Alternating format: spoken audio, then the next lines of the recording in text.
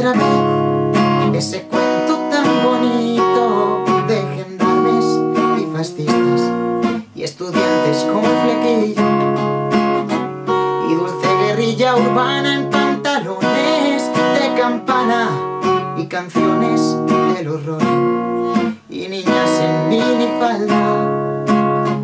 Papá, cuéntame otra vez todo lo que os divertisteis estropeando la vejez a oxidados dictadores, y cómo cantaste al vent y ocupasteis la Sorbona en aquel mayo francés, en los días de vino y rosas. Papá, cuéntame otra vez esa historia tan bonita de aquel guerrillero loco que mataron en Bolivia y cuyo fusil ya nadie se atrevió a tomar de nuevo, y como desde aquel día todo parece más feo.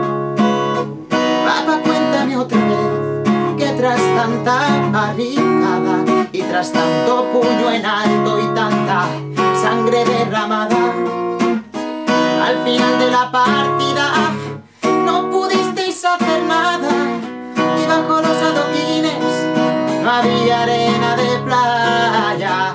Fue muy dura la derrota, todo lo que se soñaba se pudrió en los rincones, se cubrió de telarañas, y ya nadie canta al vent, ya no hay locos, ya no hay parias, pero tiene que llover, aún sigue sucia la plaza.